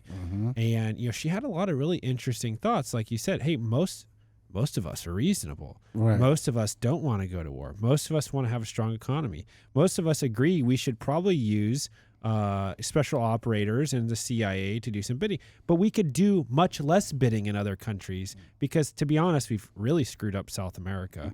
And we've, you know, really screwed up the Middle East. And there's a whole different slew of topics we don't need to get into there. Right. Yep. But you listen to somebody articulate their thoughts and, like, hey, I understand how Washington works. I understand how you have to maneuver and do things. And I think about, to myself, what we got to witness in our adult life was Hope and Barack Obama for 8 years, right? Because we really didn't start paying attention to politics. We graduated in 2008. Wow. Right? Okay. So to give you some perspective, all we saw was a president who was well-spoken. Whether or not he did the right things, I have no clue, because I don't really have any understanding of it. Right. But then we went to a bull in a china shop. Right.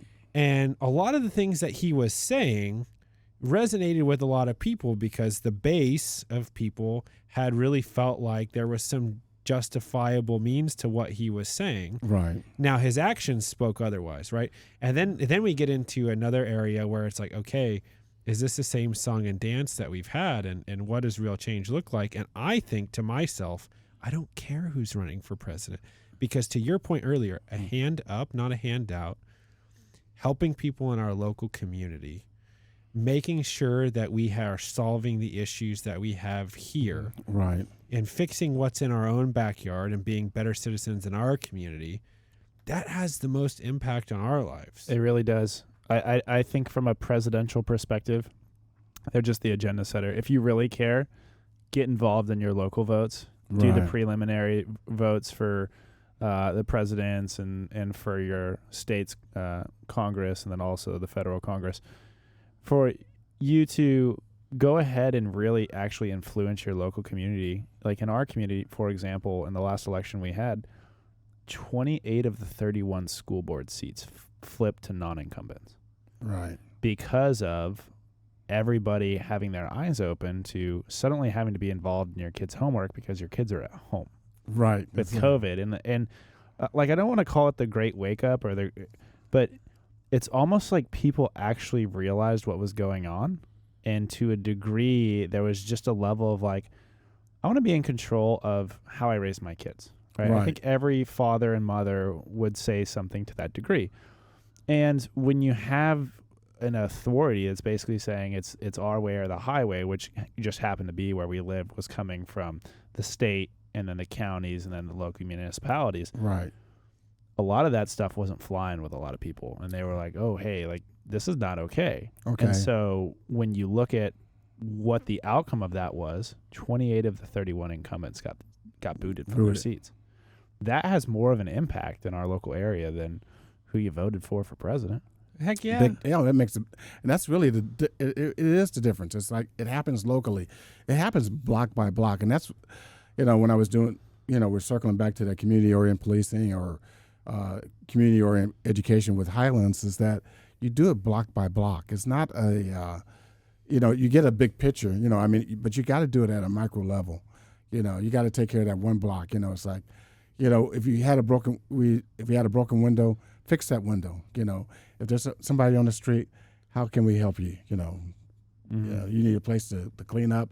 We know the great place. We know St. John's or St. Joe's where you can get a shower and shave, get yourself together. Oh, we know a place where you can go get your diploma at. We know some place that can house you for 30 days while you get yourself together.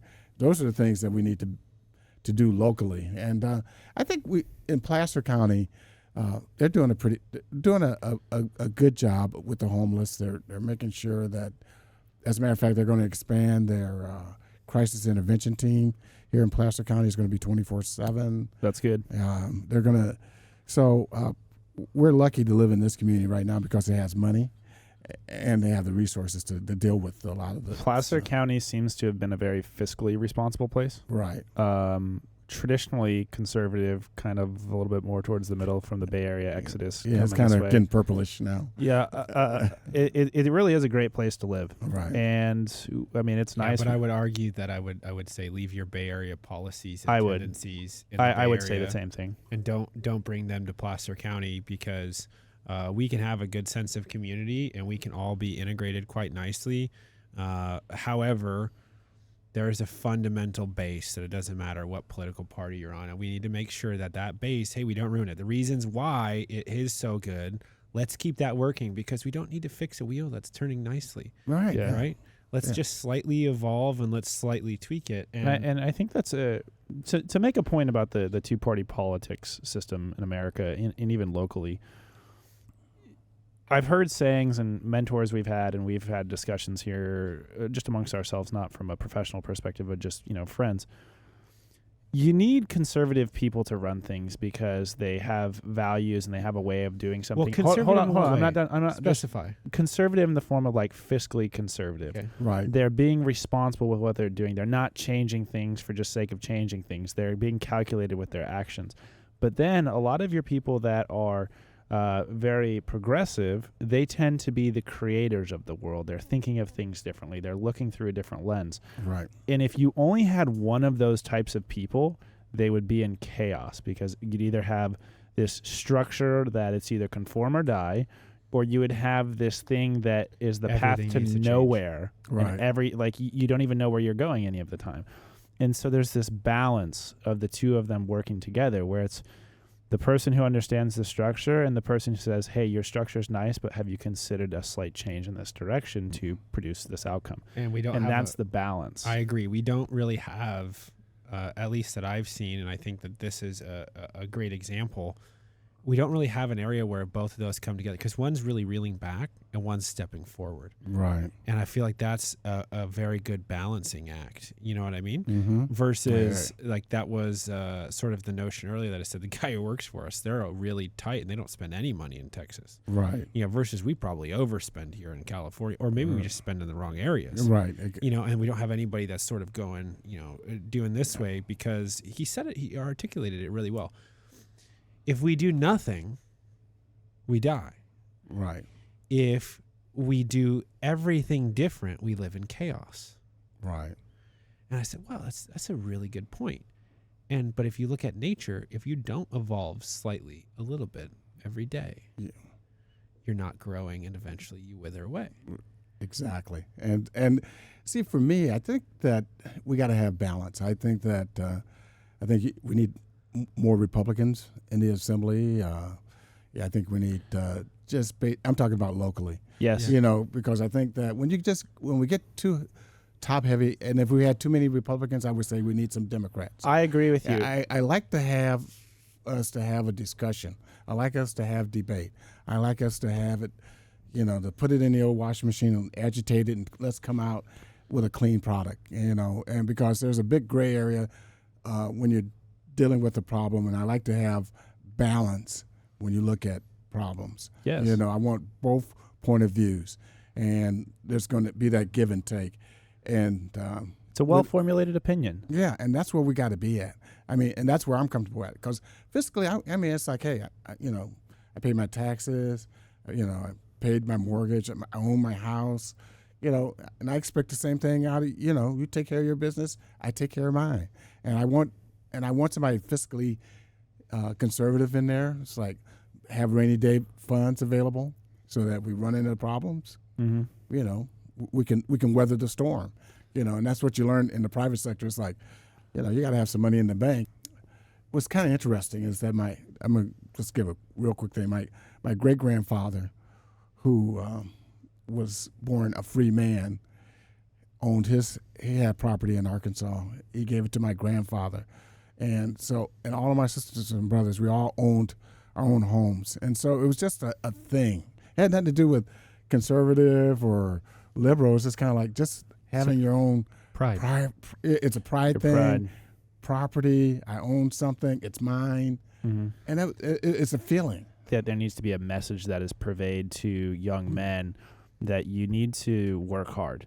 You need to go through the trials and the tribulations. You're always going to come out better on the other end. Like I feel like there's a male to male learning that is not being passed down right now. No. Well, first of all, that to me is like absolute. Especially, after my father died, I needed men around me. My mom, I love my mom until I would give my mom my right arm.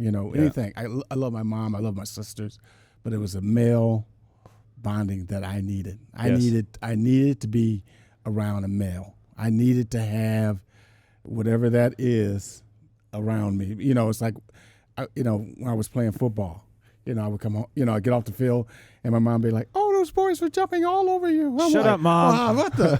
I'm like, shit, Mom. That's what they're supposed to do. I'm trying to kick their ass, and they're trying to kick my ass. Right. And your dad would understand that. Your dad would be like, "Yeah, how was that? Yeah, man, that was good." I saw that stiff arm, son. Good job. Yeah, it's like nice touchdown. Why did they stop the game when you ran out of the end zone? Mom, I scored a touchdown. Oh. When I was just thinking about, when I said strong black men, I guess I meant emotionally and intellectually, and, because they were family guys, it's like I said, I saw that black businessman, Mr. Crawford, Mr. Johnson, and all these people lived in my neighborhood. My dentist was black, the lawyer was black, the preacher was black, and like I say, my coaches were black. You look at North Division High School, you can go back and look at our yearbooks. You have access to that stuff online now. Mm-hmm. It was black. And Milwaukee, people think of Milwaukee, they think of Happy Days and Laverne and Sherry, or whatever her name was. Snow. Yeah, it's like, no, there was a whole black community going on there. It was different. So what's the message that you would give to young men right now? Let's just say they're in that 18 to 21-year-old range. They can't quite go to your school yet. Or maybe they're even younger. What are some of the things that you would want to tell them based on your life experience, or you would have liked to have heard growing up? Well, the thing about it is that it's okay to have feelings as a man, but it's important that, it was really simple for me to be a man in my generation. I knew that I was going to be the provider. Mm-hmm. I was going to, my job was to get a job, get the house, take care of your wife. She had her role, I had my role, but I was very comfortable with my wife working. If my wife wanted to work, that was okay.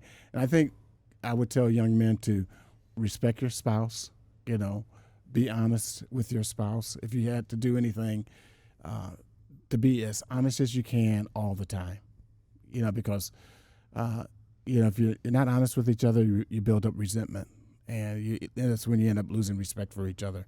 So that's one of the advice I would get in terms of relationship is that when you have your accounts should be together. It's our money.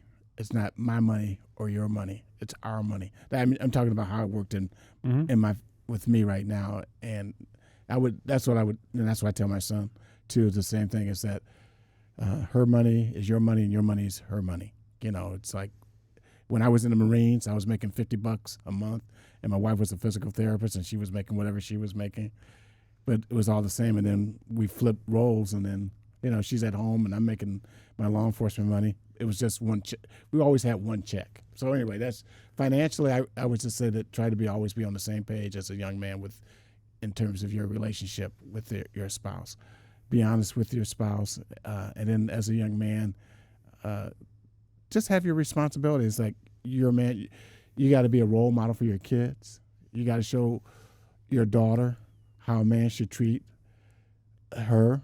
It's like it's okay to open up the door for her. It's okay to say, if a man's on the cell phone and calls you out to the car, don't go. That's not your guy. He needs to come to the door.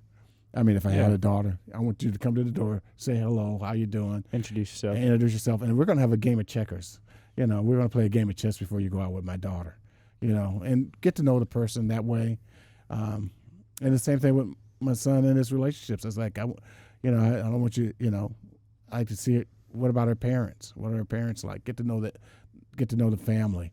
So I think it's just kind of like be very comfortable in your skin as a man. It's okay to be masculine. It's okay to go out there and pump your chest. It's okay because that's what we do. That's who we are. And it's okay to be like that. And I think that's what I'm just saying.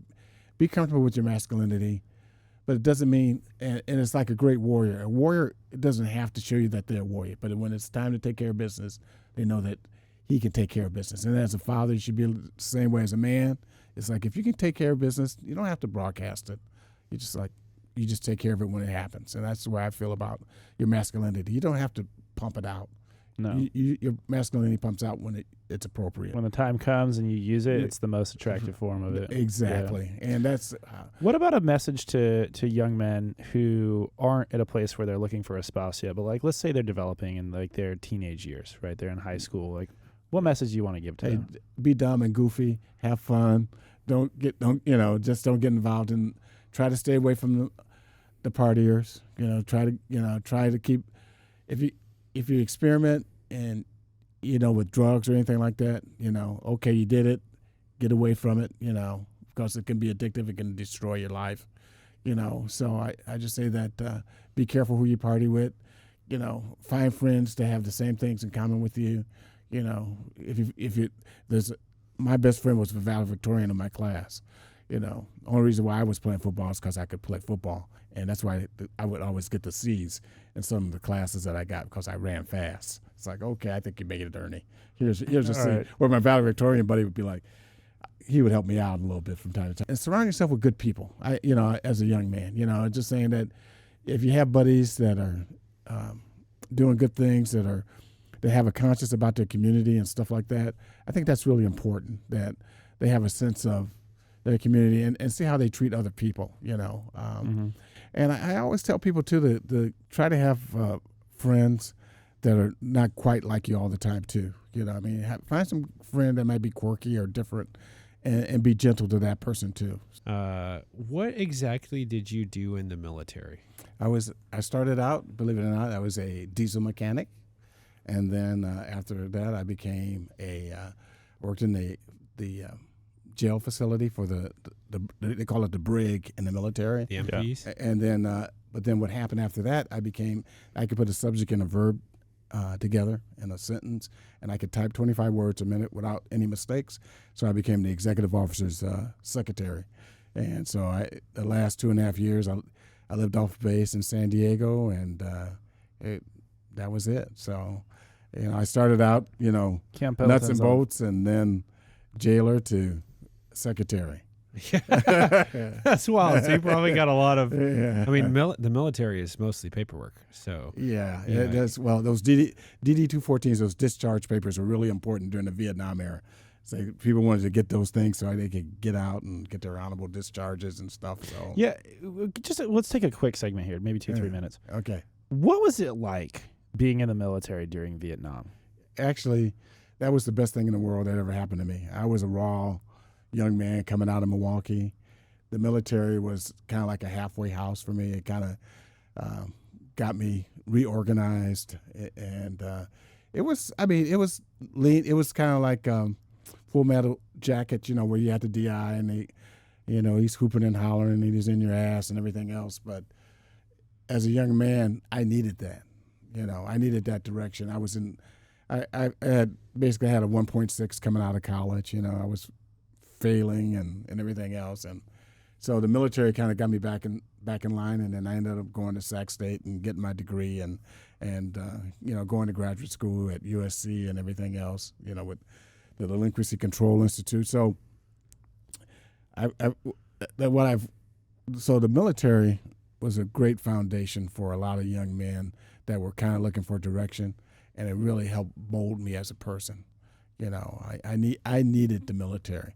When I got in there, I'm thinking, I don't think this is a good idea. When I went in there, and you got a DI, down your throat and giving you the hell. But then in the end, it's like, wow, that was the best thing that ever happened to me was the military life. Shows you that you can get through quite a bit of stuff. Right. So if you had to give an 18-year-old advice who had just maybe graduated high school or failed to graduate high school, and they were like yourself, they were headstrong, they wanted to prove they could do something, they just didn't know the direction. Do you have some options that you would say, hey, these are some things to go check out, whether it's mentorship or military, et cetera? Yeah, I think that, well, first of all, it's like with the military, if you're ready to die, because when you're in the military, you're signing your contract with your blood. So basically you're saying that you're willing to die. And if you're willing to die for your country and go, that's the consequence of going into the military. Okay, you can use that as a vehicle because you can learn a lot there. The other option would be that I would tell them that there's Peace Corps, take us, go into these other communities and go out and do something. There's other things too that when you go to college, you can go mentor some schools, to help kids. One of the things I've always fantasized with is like the kids that go to Jesuit and St. Francis and some of these other really good schools to go back into these neighborhoods that they're surrounded by and be tutors and mentors for some of those kids. So I would just say that, but while you're going through that journey as a young man, pick your options that works best for you. For me, the military was a good vehicle. It was a good stepping stone to get me back in line because I had a good heart, I had good intelligence, but I was a diamond in the rough. And then some people, they get it when they get scholarships. If you're a Division I athlete, they get it from their coach, maybe playing football or soccer or some other Division I sports. So find the path that works best for you. But I would say there's a lot of options that they can have. Military, Peace Corps, sporting, or just get involved in their community. Or even, and then some people, everybody doesn't need to go to college. If, we find out that you need a plumber, electrician, trades, all that stuff, very important.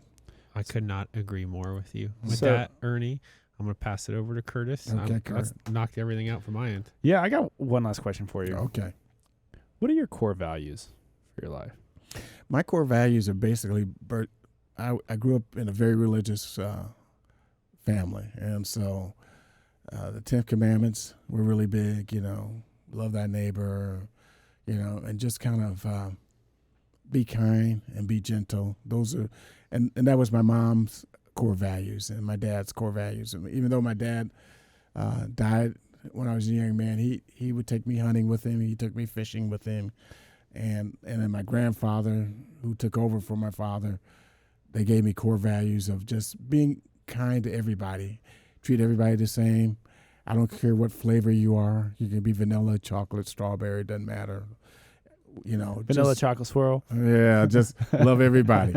Just and give everybody and judge the person by their deeds. Don't give me a bunch of lip service. Let me see what you do. Actions. Actions speaks louder than words. That's good to hear. All right. I heard through the grapevine you're a big Green Bay Packers fan, right? Hardcore, nothing cheesehead. If you had my cheesehead, I would wear it. All right. All right. So here's the question. Okay. Brett Favre or Aaron Rodgers? Bart Starr. Oh. Who won? Damn. He won 2 Super Bowls. Yes. Yeah. Okay. Yes. So case Not closed. one apiece. Yeah, so I mean, hey, I'm not an ESPN baby. Okay, I knew sports before there was ESPN. Yeah. I agree with you. Yeah. I could see that. Yeah, okay. I wasn't around in those days, Ernie. I know. Hey, ask Grandpa. Did you play in college? Yeah, at Sac State. Oh, very nice. Yeah. Hey, I played bench. Yeah. I couldn't get on the field. That was But a that's little bit of okay. my experience. Curtis, Yeah. can you do the rapid fire questions for me, or can Alan? You guys split them in Yeah, half? I got them. Okay. All right. I'm going to ask you some questions. You answer them as simply and as quickly as you can, Okay. like whatever first comes to mind. All right. And if you don't like some, Scott, just rip it out. Yeah. Skip them if you What like. the hell is that? Okay. What makes you happy? My wife. All right. What do you do for fun? Just watch sports. Golf? I watch sports. All right. Yeah. All right. I'm a golden retriever. I all you got to do is ball. Hey. I got one of those. I know exactly what you're talking about. all right. What's something new you've learned in the last 6 weeks? What was that again? What's something new you've learned in the last 6 weeks? How to hit out of the rough at Pebble Beach. All right. What's your favorite place to travel? Wow, that's a tough one. But I would say Italy. Least favorite? Least favorite is, that's a tough one. Arkansas. I feel like you set that answer up for a second. What's the best part about being a parent? Giving a chance to give love every day. Oh, that is so cool. Best part about being American? Best part of being about American is really just that opportunity that's been provided for me and my family, and that we're not a perfect country, but we're always working toward it. What's the thing you like most about your wife? The way that she tolerates me. Best part about being in the military? Pride. All right. What's your favorite part of living in California? The weather. Oh, I can get behind that one. Yeah. All right. And we already know who your favorite NFL team is. The Green Bay Packers. Yeah. But I have to tell you, I've seen more 49er and Raiders games than I've seen Packer games. Well, that's your locality. Yeah. Proximity. And to wrap up, looking back, anything you would do differently from schooling, investments, lifestyles, career, etc.? Yeah, I would buy more property. When I came to California, I had no idea what equity was about buying a house.